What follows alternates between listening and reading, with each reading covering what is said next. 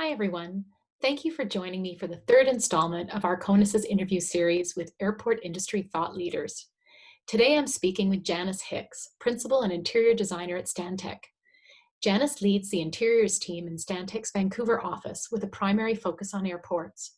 She has worked on such exciting projects as Vancouver, Denver, JFK, Quito, Edmonton, Iqaluit, Nassau, Santiago de Chile, and many others. I hope you enjoy our conversation about interior design trends and challenges post-COVID-19 and the critical importance of maintaining the passenger experience in an era of social distancing. I hope you enjoy our chat. Thanks a lot, Janice, for joining me on our chat series this week. And you and I have had the pleasure of working together now for what we were just saying, about 15 years, which is a great length of time. We've seen a lot of different projects. Tell me a little bit. Of course, you and I have had a chance to work together, but tell us a little bit about your role at Stantec. Everybody's familiar with Stantec, I believe, big firm. But tell us a little bit about your role and some of the projects you've worked on recently. Sure. I've been at Stantec 20 plus years now, and upon joining them, got into the aviation work, but and have worked my way through with the staff into leadership there. And so I lead a group of about 20 people. And we have a range of architects, graphic designers, interior architects, and interior designers. So it's a nice mix of skills and background that really allow us to work across many sectors, including education and healthcare. But the main focus that I've had really in the 15 to 20 years recently is airports. And so we probably do about 50% of our work in the airport field, whether it be terminal buildings or within retail concession airports as well. So it's been a great environment to work in lots of variety. Tell me a little bit about some of the projects that you've worked on recently. I know that you've worked on some pretty high profile projects over the years. So tell me a little bit about which ones stand out to you. Yeah, we've been very fortunate. I feel very lucky to have landed where I have, and we've worked hard to build our reputation in the aviation industry. The first one that we started with was Vancouver Airport, YVR, and that's continued to be a client of ours for 20 plus years. But we have done lots of work internationally. I'm fortunate enough to work on Santiago, Chile, Quito, Ecuador. We've done airports in Cyprus and Nassau, as well as almost every airport in Canada. We've touched one way or another, and then across the US. Currently, we're working in Denver and doing some work with JFK as well. So the Quito Airport one is probably been the last sort of year and a half we've been working with them. Yeah, we worked together with you on that one, which was very exciting. Yeah, it's so yeah, it's great to see that. And then I think another one that really holds special place for me is Iqaluit. So Northern Arctic Airport, all the different pieces about how do you build in the Arctic, how do you select appropriate materials, and dealing with cultural elements that are different than when you're in a city. So it's really been a vast range of projects, and keeps you on your toes and just keeps things fresh. Really enjoy that part of it. What is it that are you hearing? Is it like a need and a want from your clients that are a priority for them right now? Like, what are you seeing? I mean, I saw a recent article out of Pittsburgh that talked about the now, the near, and the next, but basically, the, short and medium and long term. What are you hearing from them that they need now? I think really right now it's the passenger flow and the process. That's the biggest thing. I think because again, as the numbers that are flying are low, how they're actually sort of laying the hold rooms out right now, or their food and beverage areas, isn't as critical. They're able to manage that. We can add, more separation. Any of the things that we've worked over the last number of years of really trying to make things so open and friendly, and these great communal and sort of more social kind of areas.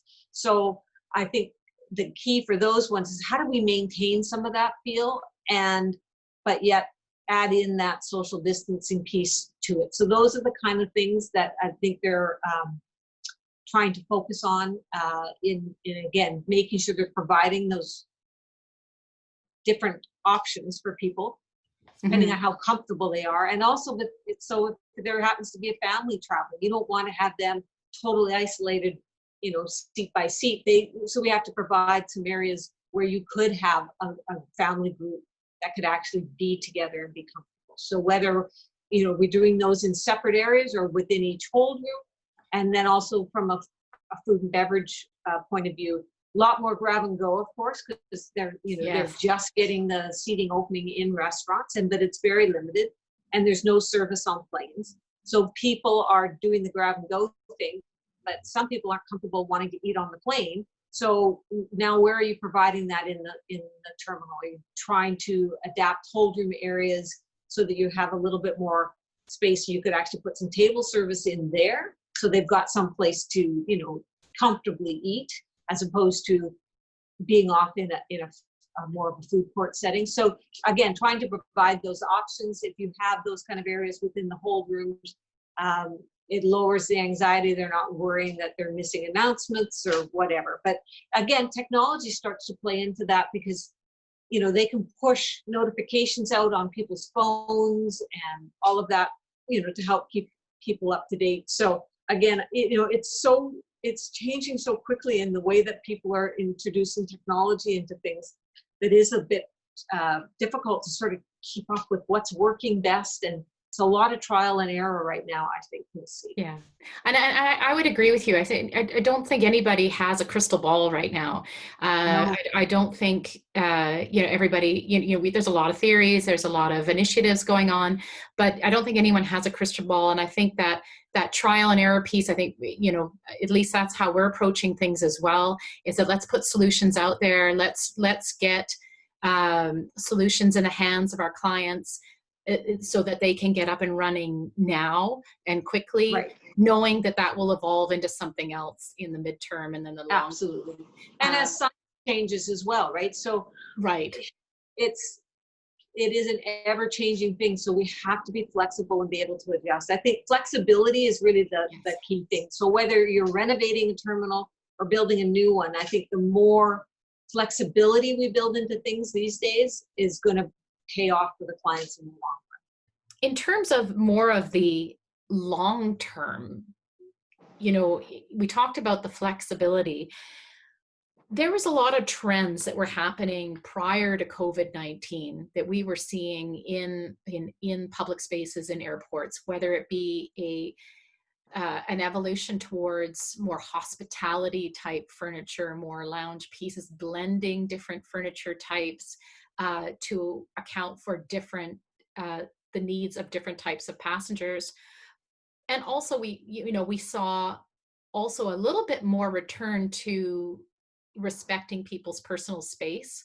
So seating that would allow people to, spread out a little bit more as well. We saw those trends leading up to, up until very, very recently. Do you see that changing much due to COVID-19 and going forward? Or do you see this even being more important going forward? I'm curious to get your thoughts on that. I believe we'll get there eventually, but I still think we'll see areas of communal areas, I think will be there. But within that, I think, there'll be areas where we'll have shields, definitely, to break things up for quite a while.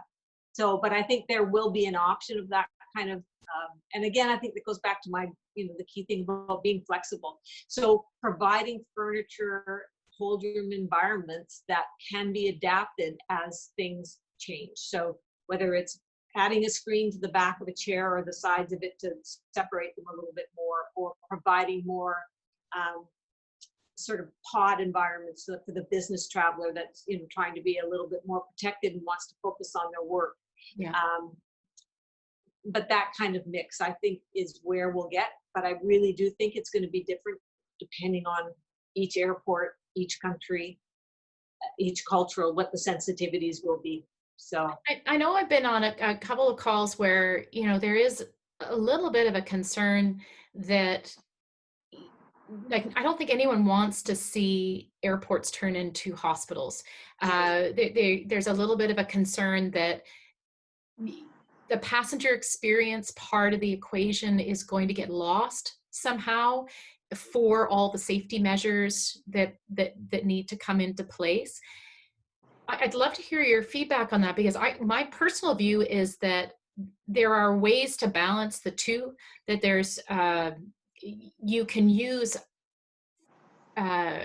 furniture, furnishings, different types of pieces that can create a more friendly environment and are aesthetically beautiful, and that create these kind of, the ability to social distance but still maintain a beautiful aesthetic environment. right. Without having to go to this kind of clinical thing. I mean, maybe in the short term, but in the long term, how do you feel about that? Like, do you see for instance, a more strategic use of planters, or you know what I mean, some of these architectural features that will do that but maintain the beauty of a space? And I think that's really important. And I think for airports and their revenue generation need, it's really important that we're going to be able to get to some point of that. I did read an article last week about one major architect that was sort of poo-pooing the idea of all this sort of thematic or sense of place that's been put in place. And he wanted to see a return just to iconic architecture. And I'm not so sure about that. They are very important buildings within a city. They provide a sense of place for people, absolutely. So I think we need to make sure that we figure out how to do that. And when all this first opened, we saw caution tape being put over top of things like "don't sit here," and those were the immediate response. How do we keep moving before we get these sort of nice graphic decals or whatever, right? So again, I think we'll still continue to see that move.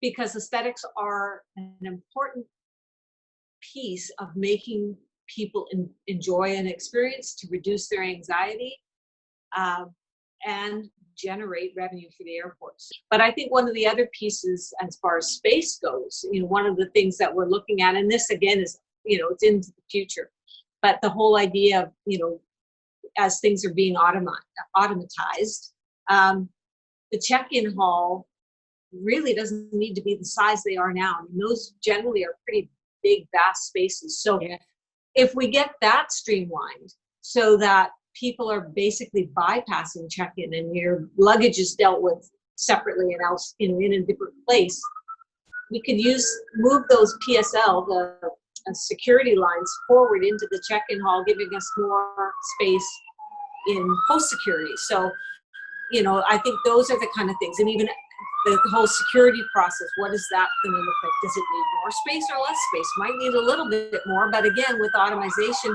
it might be, sorry about the sirens. I was going to say, we're talking about security and it sounds like they're about to show up at your house. Hospital's just down the street. So yeah, I think when we start looking at those kind of things, it really starts to change what the configuration of an airport looks like. And so again, a renovation project in an airport where you're reducing your check-in and giving more space on your secure side, gives you a lot more leeway. And then as we're planning new terminal buildings, it allows us to really adapt even what the sort of typical IATA standards for hold room layouts and amount of square footage required is. So, it's going to be a bit of push and pull on things, I think, as we move forward, and depending on whether it's renovation or future. The future, and bringing in, there's so much technology that's out there that really can make a huge difference for how an airport process happens, and it starts before you even get to the airport, right? So as far as you're leaving home, you're checking in before you're leaving home. You could be dealing with your bags before you're leaving home. So it's an evolving process for sure. So tell me a little bit about, uh, how do you see the sense of place initiatives that a lot of airports have really embraced? Is that going to change post COVID-19, or do you think that it's going to be more important than ever? Well, I think it's more important than ever. I'm a huge proponent of it. I think, again, it's an experience. You're not just being processed, right? I mean, that's the last thing I want to feel when I'm, starting a trip, whether it be business or personal, is to feel like I'm just, cattle going through gates, right? Mhm. So it's how do you do that? And I think you have to balance that experiential piece with the safety piece. And airports will be pressed, from a And revenue point of efficiency view, where safety they're, too, I would yeah, say. and but they're going to be pressed from a revenue point of view, absolutely, about where where they need to spend their dollars as they get things back up. So, the well-established airports that already have all of that in place, um, they're at a place where, yeah, maybe it sort of sits quiet a bit for a couple of years, and they really focus on getting all the safety pieces in place. But I think they'd really be missing the mark if we started to not include it in any new renovation work or in new terminals, for sure. So Janice, we're talking a little bit about uh, trends that you're seeing post COVID-19 in new facilities or existing facilities. One of the, I guess, recommendations of health authorities now that we're opening up after COVID-19 is to obviously, to get outside, spend time outside, which has, safely, but also it has mental health benefits, it has physical health benefits, and they're really encouraging people to do that. Do you see this being incorporated somehow into airport facilities going forward? Certainly, yeah. That's one of the pieces, I'd say, over the last 2-3 years, at least, that we've been talking about. Um, Adding those sort of respite areas outside in a post-security position. And there are ways to do that safely, and airports are recognizing that passengers are wanting this. And I think the COVID piece speaks even more to that. And just that chance to get that last breath of fresh air before Yes. you get on the plane. But now it's even about just that, again, sense of security. People feel maybe a little more comfortable sitting outside. Mhm. Easy to do in those nice tropical kind of locations. We put a great one in the Nassau airport. Um, a little more tricky if you're dealing with like an Iqaluit kind of situation. There'd be a But short window. exactly. But there definitely are opportunities. We've spoken about it with YVR, and I think that we'll see a large number of airports North America wide that will start to introduce those kind of locations within the secure side of their facilities, for health reasons, for just a bonus for the passengers. I think it has great benefit in a number of ways. And I mean, and it could be a lounge, or just where it is just a seating area, or it could be a revenue generating piece for them as well. So whether they're serving food outside, whatever. I mean, again, they'll be looking to try to make some money wherever they can. Yeah. But you want to make sure that it's accessible for people, the general public as well. So making sure they have that kind of opportunity. So I think that's definitely something that we'll see going forward. That is commonplace. It will become commonplace. It's one of the biggest I would things pay that we for a were nice glass of wine under a Yeah, tree somewhere in a terminal. yeah. Yeah. Well, Janice, like you said, I think one of the things that has inspired me the most and I've enjoyed most in my almost 30-year career in aviation is the people. The people I've had to, been able to meet around the world over that time has been really exceptional, including yourself. And I've really enjoyed talking to you today, and I've really enjoyed our conversation. Thank you very much for sharing your views with me and hopefully with our viewers here today. And again, I look forward to working on many more exciting projects on a very healthy airport industry and travel industry. Great. Thank you so much, Lynn, for having me.